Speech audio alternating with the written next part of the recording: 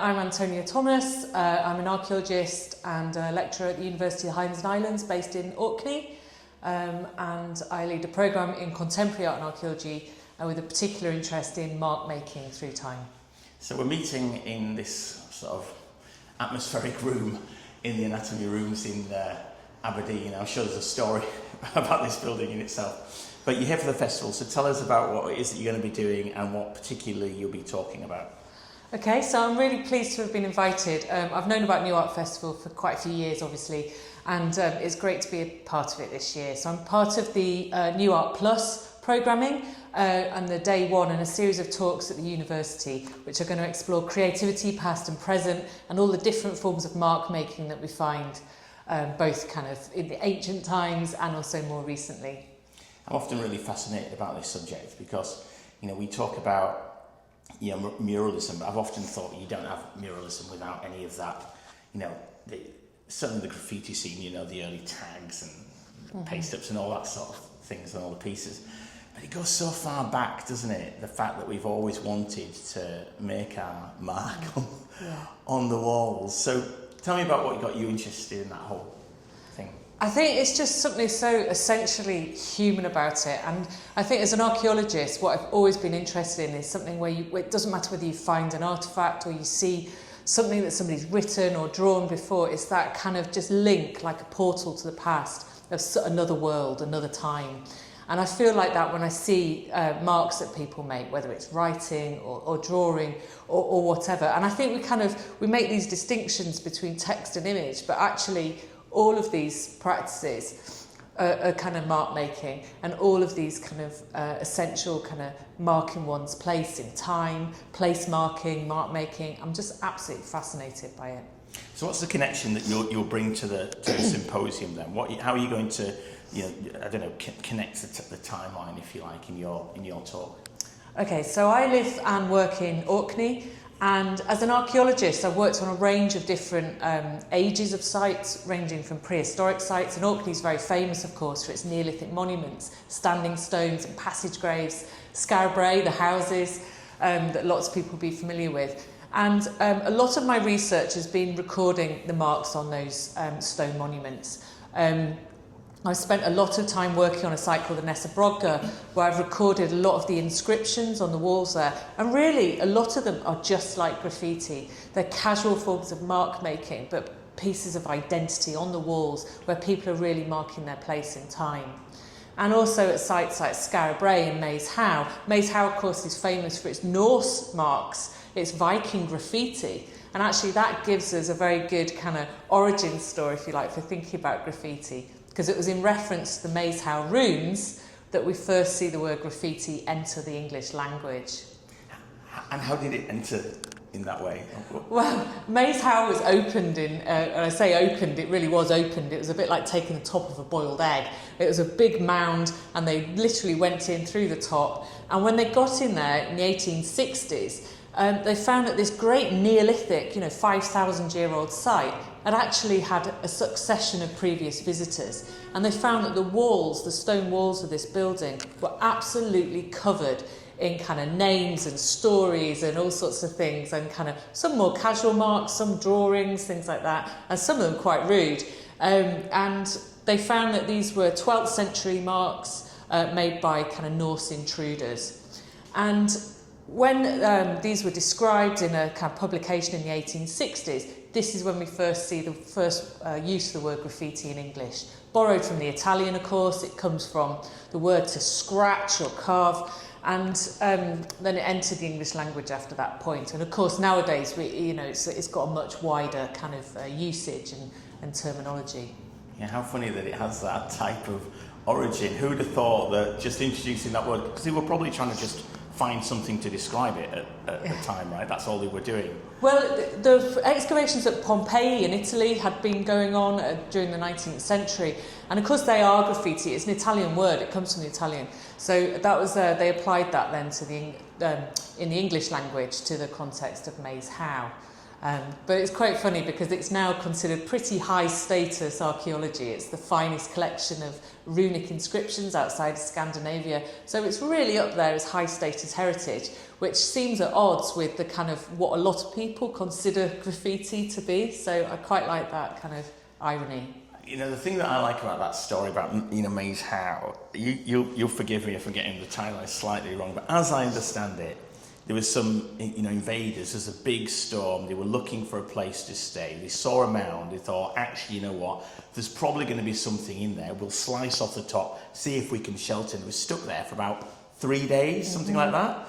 And it was just a bunch of lads just bored, just writing nonsense on the walls. Is that pretty much what it was? Well, it kind of is. They were actually the Earl's men, and you're right, they were sheltering from a storm. And we know this because it's actually recorded in the Orkney Saga, which is a great medieval Icelandic epic, you know, and it records that in 1153, Christmas time, they actually were sheltering from this terrible snow and hailstorm and found their way into the mound.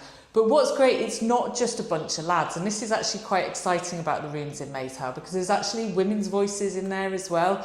And there's Liff, the Earl's cook, carved her name there, and there's also someone else called Thorny as well, who carved the name there. So, and this is really interesting because, you know, kind of throughout time, whether we're talking about contemporary graffiti or really ancient graffiti, actually women's voices are not as kind of heard as much as that of men. So actually the Maes Howe graffiti is interesting for a whole range of reasons. So it wasn't like a raiding party or anything like that. It was like a sort of a different type of a group that was travelling, just a travelling party.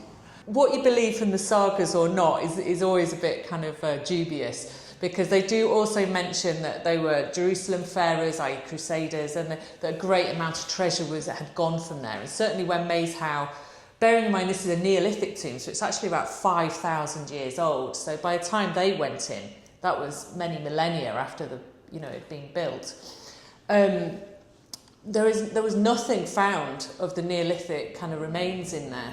So we don't know if maybe things had been removed.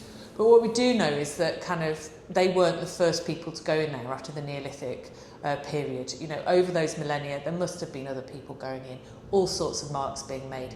And I think that's what's really interesting, is that it's these layers through time, this continual process of sort of reimagining place and space and making a mark that we see in these places. We just get a sense of the people. I think that's what I think when I think of this story. You get a sense of these people in that moment, in that time. And they seem to be the source of the people actually physically doing something on the wall, are people that we wouldn't have heard from in any other space, in any other, had they not chose at that moment in time to scratch on the surface. Yeah, absolutely. And a lot of the other sites in Orkney have markings as well, more recent markings. I've looked a lot at prehistoric carvings, but also right up to the present day. If we look at sites like the Ring of Brodgar, stones of Stenness, and also a lot of the Neolithic tombs in Orkney, like Unstan, they've got this wonderful wealth of graffiti going through the 19th century and through the 20th century. And they're like an inventory of visitors. They're like a visitor's book, you know, and it's absolutely beautiful to see the names. You start off with kind of more local Orkney names, and then through time you start to see more international names perhaps. And it's just this roll call of visitors through time, which is just really exciting, I think. And you mentioned earlier about the Ness of Brodgar, which is just like this, you know, unbelievable archaeological site in between the Ring of Brodgar and the stones of Stenness.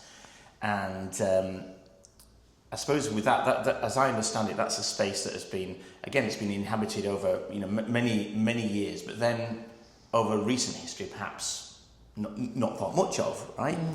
But it has had a substantive history to it. And he's saying you found marks, you know, in this place. Yeah, in every part of the site. And bearing in mind that this is a site which is absolutely huge. It's got, we know of about 20 buildings that are around 15 metres in length, and they've got walls surviving to about a metre in height. I mean, the preservation's incredible. And every single wall on site has got some form of marks. And we know because it's been excavated under modern conditions, we can date them. They are Neolithic, prehistoric forms of graffiti, really, often. And it's just really quite something to see. To think that we've been making our mark that long, there's maybe not that much of a difference between us through time, you know, people who make their mark now and people who did it in the way back in the Neolithic. And what would the difference be between like a Neolithic mark and something you might see that's more, I don't know, contemporary? By contemporary, I mean like 1800s, something like that. Well, one thing that people often ask about the carvings at the Ness Brodgar, because these aren't text, if you like, they can't be read or deciphered. They're not, so in that way, they're not like a language, but they're still a form of communication. They're still a kind of a visual form of, you know, kind of marking presence. They're abstract, the ones at the Ness Brodgar, and actually all the Neolithic carvings in Orkney are abstract, linear, geometric motifs, but often just layered again through time on top of it, people adding their mark on top of other ones in these kind of continual layers. Yeah, it's funny about this sort of this geometric type pattern, because you find a lot of these on like Ilkley Moor and places. Have you ever been sort of there? And it seems to be there's like something happening around that time, whatever that time was, that people had like a. Do you think there ever was like a shared understanding of language or mark making that people might have had across the British Isles at a period of time? So they're all writing similar things, if you like? Yeah, and that's a really interesting question. It's one of those things that really want to get to grips with, because throughout the Neolithic and Bronze Age, so we're talking kind of like 5 to 4 to 3,000 years ago, that sort of time period, people were really making their mark in the landscape, so on rock outcrops in kind of upland areas, so like you mentioned, kind of Ilkley Moor, places like that, and then all the way up to Orkney. But in Orkney, you don't get the landscape rock art. We don't have anything like that. Partly for geological reasons, partly because of weathering and things like that, perhaps. But in Orkney, all of the visual expression in that period is inside, it's in buildings, it's architectural. It is literally written on the walls. And instead of being marked in the landscape, we have it actually in buildings, on walls. Gosh, it's amazing, isn't it? So let's go a little bit into the future. And we're in Aberdeen, obviously, as street art, festival.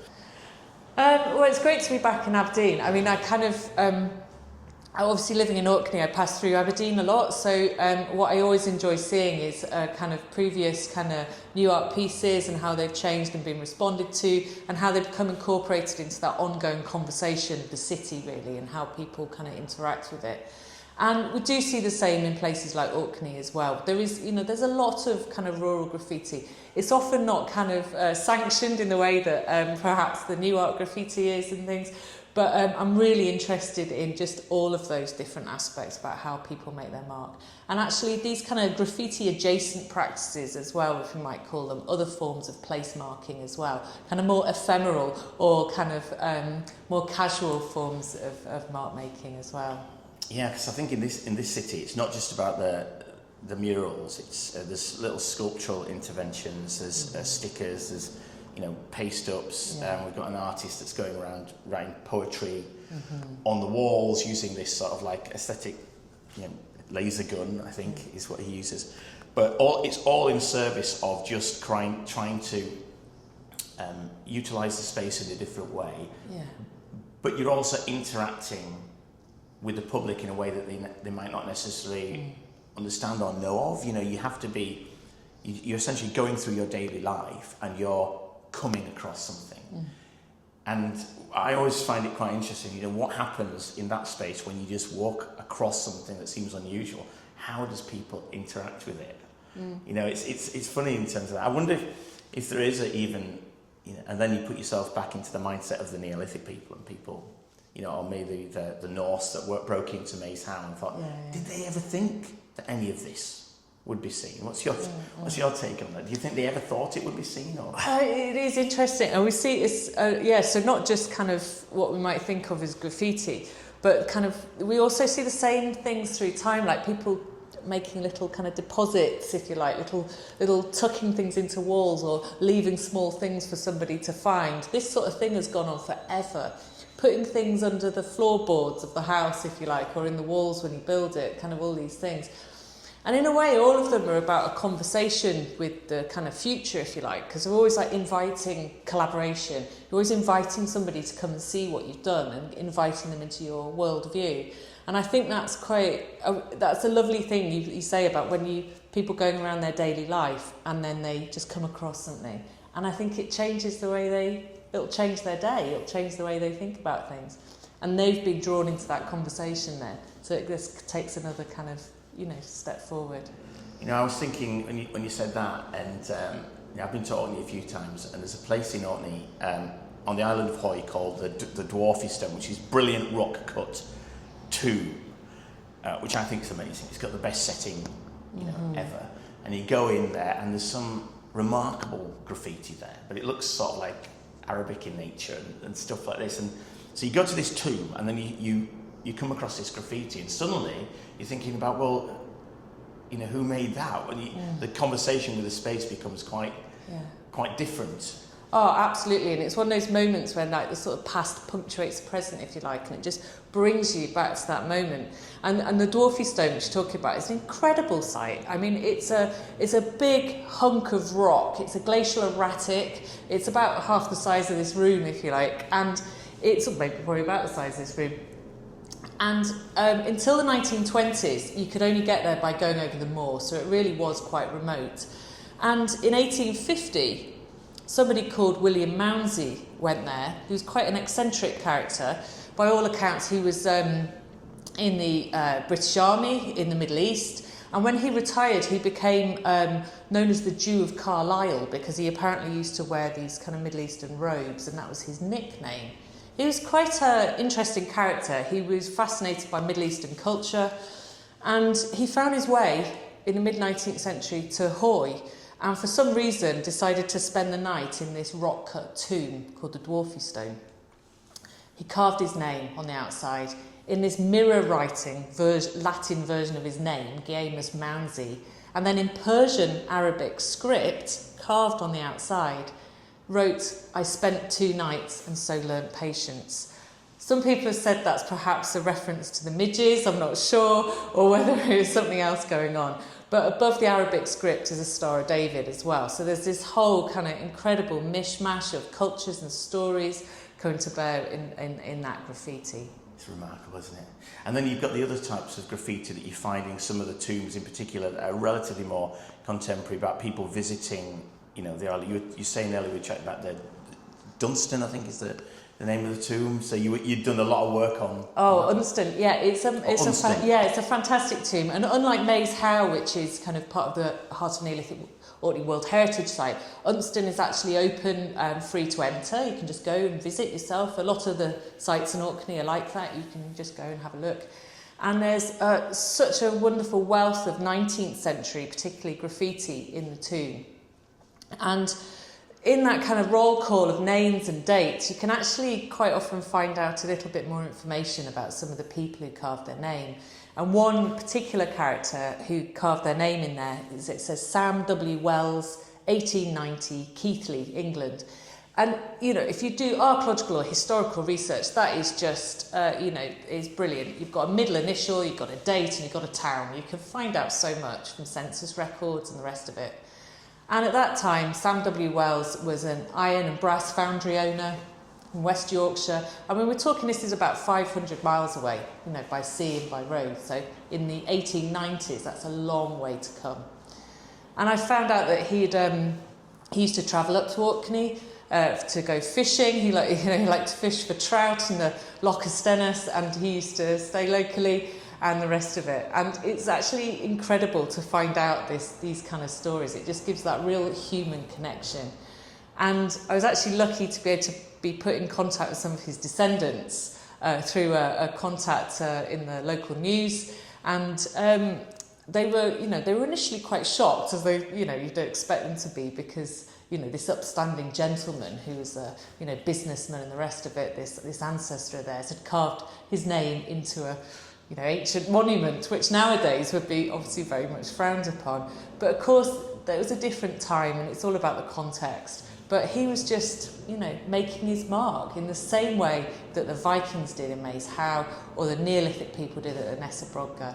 And, you know, perhaps none of these things are that different from one another. You know, we often think Orkney now has been a little bit on the edge, certainly of the main island of Great Britain. But I'm getting the sense that that wasn't always the case. Is that your understanding? Was Orkney perhaps more like the centre of things than being on the periphery back in the day, back in the Neolithic times? Absolutely. I mean, I'm biased, of course, but I mean, islands are never insular in the way you might think. You know, because they're never that remote. They're always a crossroads. They're always a meeting point between different people and connections. And people have always passed through Orkney or come to Orkney, whether it was en route to the high north in the Arctic, as people did, the Arctic travellers in the 18th and 19th centuries, or the people who were en route to the to Arctic Canada at that time as well. And if you go to somewhere like Stenness, you know, obviously kind of a place that's shaped by the sea, you'll see that kind of Captain Cook's ships called in there. You'll see that kind of, you know, all of this through time is always been connected, and seafaring places are always like that. The Vikings, of course, came to Orkney. And then in the Neolithic, the first settlers in Orkney who built those monuments, the Neolithic of Orkney was part of the centre of this incredible megalithic world that reached out to, you know, Ireland and northern France and Stonehenge and places in the south. You know, it was absolutely connected. And I suppose when you think about it, travelling by sea would have actually been easier than travelling by land. So going around the coast, going from island to island. Yeah. I mean, even though we sort of find it hard to comprehend this, because we think, well, the sea's so rough, and so how could people do it? But the land's pretty tough as well, really, isn't it, to get around? Yeah, absolutely. We have this modern mindset that's very much shaped by the land and by land travel. But of course, in the past, you know, coastal places, island places would have been absolutely more connected to one another than somewhere far inland. And is it true that I mean, the stones of Stenness, is that the oldest?